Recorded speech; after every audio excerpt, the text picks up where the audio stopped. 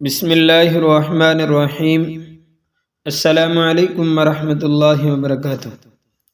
Strong voice کے معزز سامعین اور سامعات، آج کی اس ویڈیو میں ہم ایک زبردست کہانی اور قصے کے بارے میں گفتگو کرنے والے ہیں جو ایک مسلمان جنگجو عورت کی ہے۔ دربار نبوت کی ضیاءپاش کرنوں سے مستفید ہونے والوں میں سے چاہے وہ مرد اور عورت ہوں، چاہے بچے ہوں، سب شامل تھے۔ لیکن اس واضح حقیقت سے انکار کون کر سکتا ہے کہ سیرت نبی کے زیر اثر جو پاکیزہ روح اور اسلامی معاشرہ قائم ہو، اس میں خواتین کا حصہ اور مردوں کا حصہ کیسا ہے؟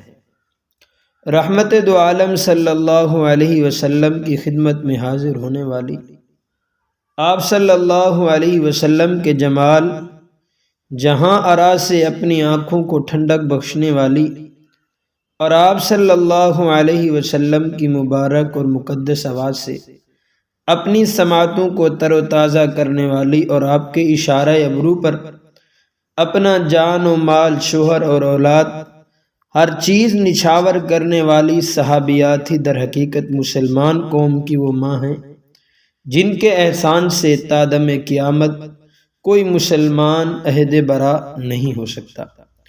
انہی مقدس صحابیات میں سے ایک حضرت ام عمارہ انصاریہ رضی اللہ تعالی عنہا ہیں، جو سابقین عورتوں میں سے ہیں جنہوں نے حجاج کے ایک قافلے کے ساتھ سب سے پہلے حضور صلی اللہ علیہ وسلم کی زیارت اور دعوت کا شرف پایا۔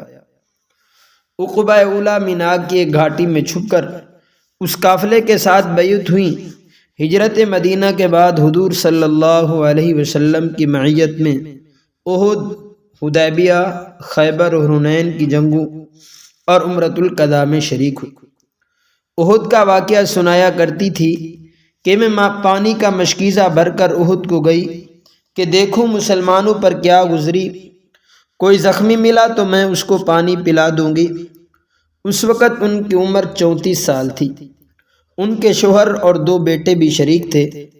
مسلمانوں کو غلبہ ہو رہا تھا، اچانک کافروں کا غلبہ ظاہر ہونے لگا تو فرماتی ہیں کہ حضور صلی اللہ علیہ وسلم کے نزدیک میں پہنچ گئی اور میرے پاس ڈھال تھی، کمر میں ایک کپڑا باندھ رکھا تھا جس کو میں کچھ گودڑ رکھ لیا تھا۔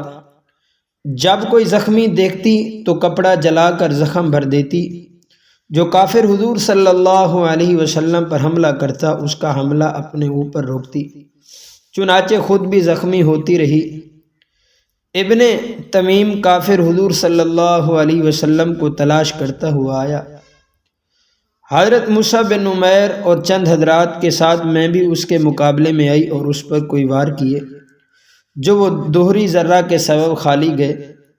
اس نے میرے مونڈھے پر وار کیا جس کا زخم کافی دنوں بعد اچھا ہوا اور اس میں ایک گھڑا سا ہو گیا۔ اسی حالت زخم میں حضور صلی اللہ علیہ وسلم کے ساتھ قریش کا تعاقب کرنے کے لیے حراء الاسد تک جانے کا ارادہ کیا، مگر زخموں کی زیادتی اور ہرے ہونے کے سبب نہ جا سکی۔ حضور صلی اللہ علیہ وسلم کی محافظت میں جن 6 خوش نصیب انسانوں کو 80 زخم کھانے پڑے ان میں حضرت ام عمارہ رضی اللہ تعالی عنہا بھی تھی۔ حضور صلی اللہ علیہ وسلم نے فرمایا، آج ہر بہادر نے اپنے جوہر دکھائے مگر ام عمارہ جیسی بہادری کہاں، یہ سب سے بازی لے گئی۔ بیعت عقبہ اولیٰ اور بیعت رضوان دونوں میں شریک تھی۔ امید ہے کہ آپ کو اس جنگجو ماں حضرت ام عمارہ رضی اللہ تعالی عنہ کی کہانی بہت پسند آئی ہوگی۔ تو آپ سے گزارش ہے کہ ہمارے چینل اسٹرانگ وائس کو سبسکرائب کر دیں، ویڈیو کو لائک اور شیئر کر دیں اور کمنٹ کے اندر اپنی رائے کا اظہار فرما دیں۔ جزاک اللہ خیرہ۔